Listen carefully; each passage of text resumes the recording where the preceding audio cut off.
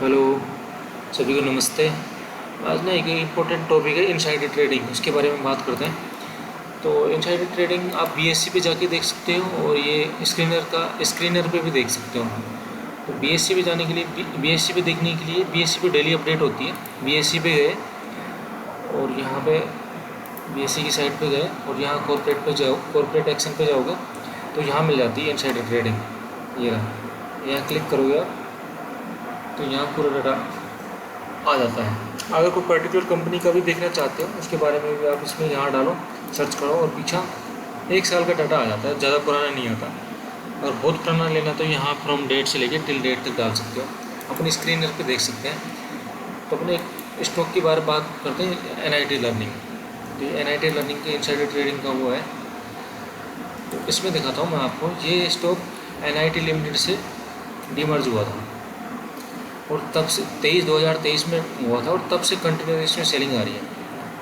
1.6 करोड़, 30 लाख, 4 लाख, 5 लाख। और ये जो भी एम्प्लॉय हैं, designated person, employ person, director खुद ही बेच रहे हैं, ठीक है।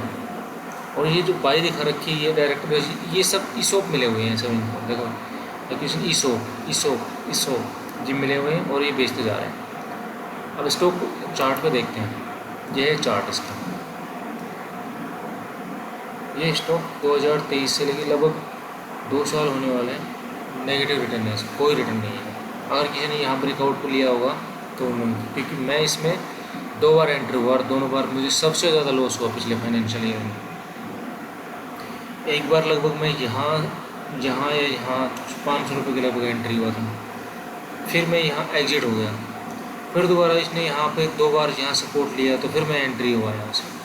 फिर ये लगभग 24 में फिर 1.5 साल तक रखा, मैंने कुछ और ऐड किया और फिर बाद में ये ब्रेक किया तो मैं एग्जिट मार दिया पूरा। और बहुत हैवी क्वांटिटी थी इसमें, सबसे ज़्यादा एलोकेशन था इसमें। कि इसके अगर फंडामेंटल देखोगे आप तो बहुत अच्छे हैं।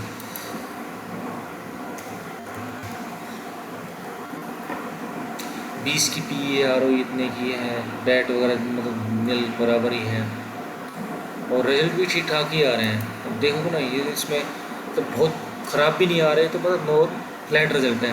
23 में दिया सर 7% की ग्रोथ, 3, 6, 4, 7, 8, मतलब नेगेटिव नहीं आ रही। मार्जिन भी बराबर बने हुए हैं, 23-24% की, 20-21, 19%। और यहाँ आप देखोगे तो ऑपरेटिंग कैश फ्लो भी पॉजिटिव है, ठीक है, और सब कुछ ठीक है। लेकिन यहाँ पे फिर बाद में मैं एग्जिट मारने के बाद देखा तो कुछ तो गड़बड़ है। मतलब स्टॉक इतनी बुरी कंडीशन तो मार्केट की नहीं है कि भाई, तो इसके प्रमोटर भी कंटिन्यू सेल मतलब डिक्रीज करते जा रहे हैं। 34.84, 72, 63, 57, 52, 49, 34, 45 कंटिन्यू धीरे धीरे धीरे धीरे धीरे वो बेचते जा रहे हैं। और अपन इसमें देखते हैं इसको अनसाइडेड ट्रेडिंग में, यहाँ पर डाल के एनआईटी लर्निंग, और आप पूरा देख सकते हो, अपना पूरा ख़त्म है। तो ये चीज़ें अगर आप कोई पीक पे अगर ले रहे हो, अगर मार्केट वीकनेस है और सेलिंग आ रही है तो बहुत बुरा हाल कर देगा, क्योंकि इसका तो मैं खुद भोगी हूँ। एक स्टॉक की और बात करते हैं, मैंने थोड़े दिन पहले ट्वीट किया था, ग्रेविटा इंडिया। हाँ, तो ग्रेविटा इंडिया का की भी देखते हैं यहाँ पे इनसाइडर ट्रेडिंग में। ग्रेविटा अब देखो इसमें ये पूरा देखते हैं हम,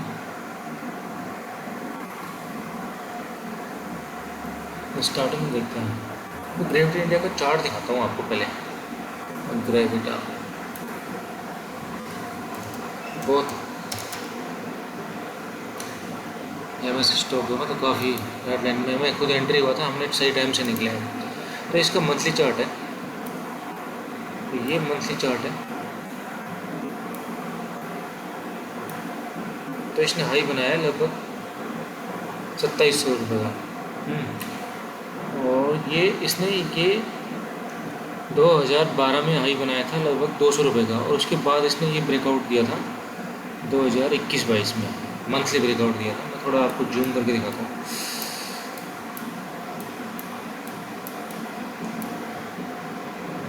ये वाला पे ब्रेकआउट किया और उसके बाद ये इस रेंज से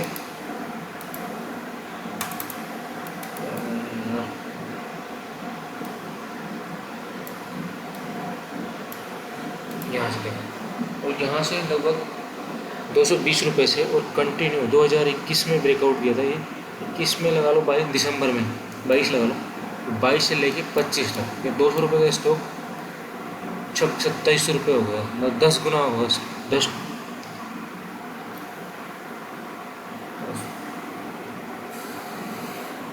27 रुपये हुआ है।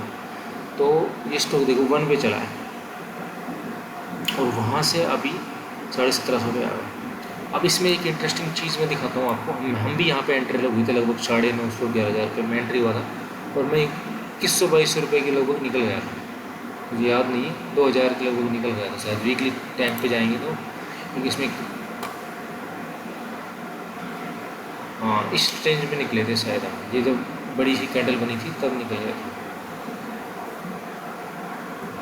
तो इसमें आपने एक चीज़ देखते हैं, देखो मैं आपको बताता हूँ, RSI अगर 90 89 बहुत ज़्यादा ओवरबूट हो जाती है ना तो बहुत एग्जिट करने का सबसे अच्छा तरीका टाइम होता है। उस टाइम वो थोड़े दिन के लिए साइड वेज में जाएगा अगर उसकी अर्निंग ठीक है। देखो तो यहाँ पे इसकी RSI मैं थोड़ा मार्क करता हूँ आपको, ये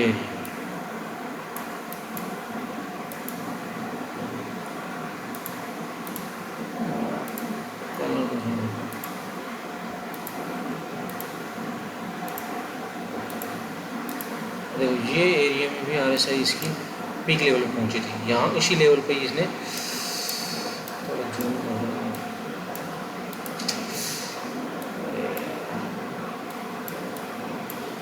अब दिख रहा होगा आपको इस तरह से। तो इस लेवल पे इसने पीक किया, फिर दोबारा यहाँ से ये स्टॉक 200 का 30 रुपये आया, फिर इसने ये ब्रेकआउट किया। उसके बाद ये RSI लगभग 80 के लगभग यहाँ पहुँची थी, 80 के लगभग यहाँ पे पहुँची, उसने थोड़ा सा पीक बनाया, फिर ये वहाँ से नीचे आया और फिर दोबारा 1 वे चला और फिर दोबारा इसने यहाँ पीक बनाया लगभग 90 के RSI ये इस रेंज पे।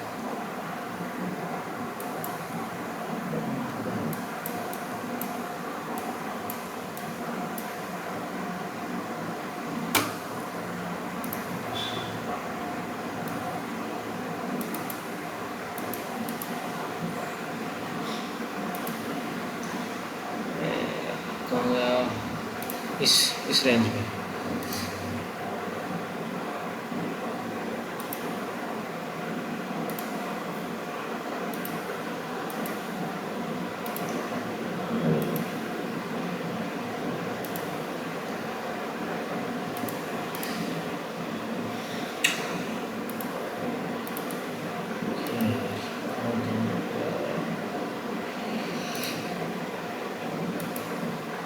इस रेंज में हमने लगाया। तो उसके बाद फिर थोड़ा सा डाउन हुआ और फिर यहाँ पे इसी रेंज में फिर इसने पिक किया।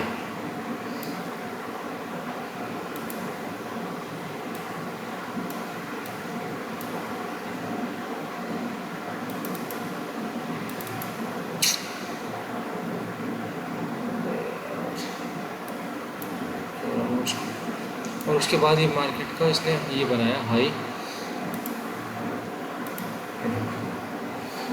अब इस ये तो चीज़ तो हो गई, ये बहुत सारे स्टॉक में लागू होता है नहीं होता, लेकिन इसके साथ में 2 चीज़ें और देखते हैं अपन। ग्रेविटी इंडिया का चार्ट देखते हैं, ग्रेविटी इंडिया की अर्निंग देखते हैं। इसकी ना पी देखो आप, 10 ईयर की पी है, इसकी पी पहुंच गई थी उस टाइम लगभग 70 के लगभग, 70 के लगभग इसकी पी पहुंच गई। और साथ में आप इनसाइडर ट्रेडिंग देखो, प्रमोटर बेचा उसने 25 मई 2025 को 498 करोड़ रुपये, ठीक है, यहाँ पे देखो। उसके बाद कंटिन्यू ये एम्प्लॉय ने बेच रहा कंटिन्यू बेचते जा रहे हैं, बेचते जा रहे हैं, एम्प्लॉय बेच रहे, प्रमोटर बेच रहा है, सब कुछ बेच रहा है। तो अगर आप थोड़ा सा ध्यान, अगर कोई भी आदमी हो, अगर सब कुछ पीक हो रहा है, अर्निंग पीक हो रही है, मतलब अर्निंग तो पीक का पता नहीं आगे आई ही नहीं आएगी, क्योंकि चार्ट पे भी दिखा रहा है और इनसाइडर ट्रेडिंग पे भी हो रही है, तो वो सबसे बेस्ट टाइम होता है एग्जिट मारने का। ये ग्रेविटी है। और उसके बाद देखो कंटिन्यू 1 वे आ रहा है। अब ये कहाँ सपोर्ट लेगा पता नहीं, बहुत अच्छी कंपनी है, रिसाइकलिंग में है, मेटल रिसाइकलिंग, लेड रिसाइकलिंग वगैरह में करती है। शायद इस रेंज में आए, कोई नहीं पता कहाँ तक आएगा, आ सकता है। और ये मंथली चार्ट है, डेली में आ जाओ, वीकली में आ जाओ, ये देखो कंटिन्यू, शायद इस रेंज में आकर रुपये 1350-1400 रुपये की रेंज में। अगर हम इसकी वो देखते हैं 10 साल की मीडियन पी देखते हैं तो 21 है, 5 साल की मीडियन पी देखते हैं तो लगभग 19 है, और मैक्सिमम पी इसकी पीक देखते हैं तो 22 की है। लेकिन अभी भी ये 40 पी है, 40 पे आए नहीं आए, लेकिन ये लगभग इस पी के लगभग आता, 30-35 की पी पे आता, तो आप देख सकते हो 30-35 की पी पे आएगा तो काफ़ी इस मतलब डाउन साइड बाकी है। आप इसके उसमें जाओ आप और देखो उस टाइम इसकी प्रोमोटर की होल्डिंग 73% और कंटिन्यू इसने 66 पे ले आए, 66 से सीधे 63 पे ले आए, 63 से फिर ले आए 59 पे, अभी 59 पे लगे हुए। Stock number of share holder उस टाइम थे 43,000, 40 पर कंटिन्यू बढ़ते बढ़ते बढ़ते चले गए। अब कंटिन्यू इसमें रिटेलर का पार्टिसिपेट बढ़ रहा है। अब ये जो ऊपर ले लिया उसने पीक पे, क्योंकि बहुत ज़्यादा रिसाइकलिंग का सिस्टम हो रहा था और उसी टाइम से market stock continue one way में आ रहा है, मतलब ट्रेंड लाइन को नहीं निकाल पा रहा, तो शायद इस रेंज में आए। दूसरा स्टॉक, एक स्टॉक के बारे में मैं और बात करता हूँ, इसका नाम है JNK। ये भी इसका IPO आया था तो बहुत वो था। और मैं आपको इसका और ग्रेविटा का इसमें BSC में और दिखाता हूँ। सर क्या पता है,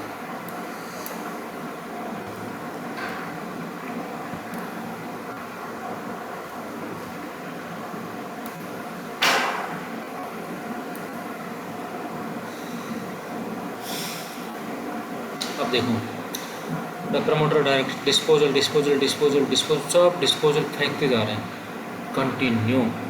देखो promoter employ director director promoter सब बेचते हुए जा रहे हैं, और कितनी हैवी क्वांटिटी में बेच रहे हैं। वैल्यू देखो इनकी 497 करोड़, 191 करोड़। अब भी इतनी ज़्यादा हैवी, उनको पता है क्योंकि बहुत भी इसकी वैल्यूएशन बहुत हाई होगी। सबसे बेस्ट तरीका है इस जगह में निकलने के लिए, आप पहले से ही थोड़ा मार्केट पिक कर रहा है, कुछ दिख रहा है तो देखो। ये मैं नहीं देखता था, मैं इस NIT लर्निंग में फंसा, तब मुझे लगा चक्कर क्या है, सब कुछ बढ़िया कुछ आ रहा है, अब इसमें पता नहीं क्या निकलेगा। लेकिन सब लोग कम करते जा रहे हैं, इसके प्रमोटर भी कम करते जा रहे हैं, लेकिन बहुत स्मार्टली कर रहे हैं, धीरे धीरे इसके देखो 17.8, 17.3, 16.19 कंटिन्यू बेचते जा रहे हैं। जी भी देखो, ये विजय कुमार थंडानी और राजेंद्र सिंह पवार कंटिन्यू सब बेचते जा रहे हैं, और साथ में एम्प्लॉय भी बेच रहे हैं। तो ये एक बहुत बड़ा रेड फ्लैग को एक को ध्यान मतलब ज़रूरी देखना चाहिए अगर आप दे रहे हो तो। एक स्टॉक हो रहा है JNK इंडिया, इसके बारे में बहुत लोग बात करते हैं। इसका चार्ट दिखाता हूँ आपको।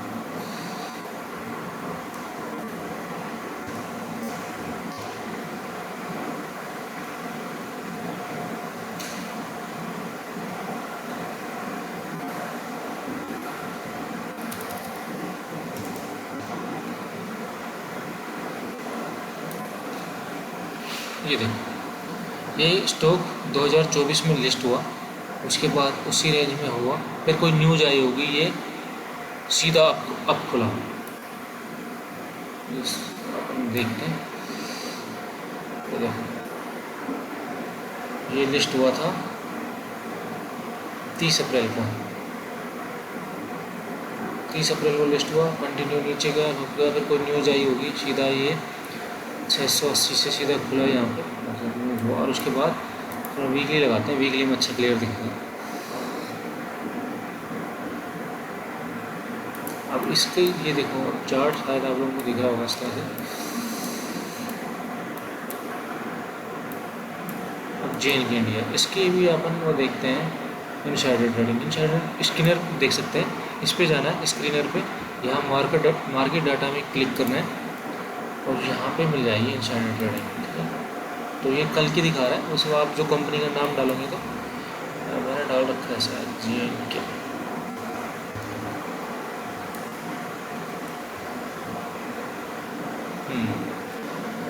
ये देखो आप 16 इंसाइडर ट्रेडिंग ये हुआ कब हो रहा है, 2018, तो पुराना है, ठीक है। लिस्ट होने के बाद ये देखो ये सोल्ड किया, किसने किया पता नहीं, ये मोहसिन शेख क्या ना है, ये देखो 25 लाख रुपए, 30 लाख रुपए, 18 लाख रुपए, 19 लाख रुपए, जो भी है ये XYZ कंटिन्यू बेचते जा रहे हैं।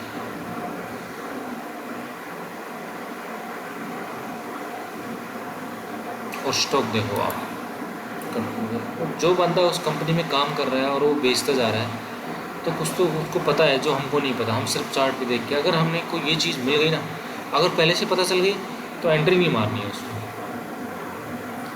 थोड़ा बहुत हो सकता है लेकिन कंटिन्यू वो कोई आदमी प्रमोटर और ये सारे एम्प्लॉय उसको बेच रहे हैं तो एक बहुत बड़ा रेड फ्लैग है।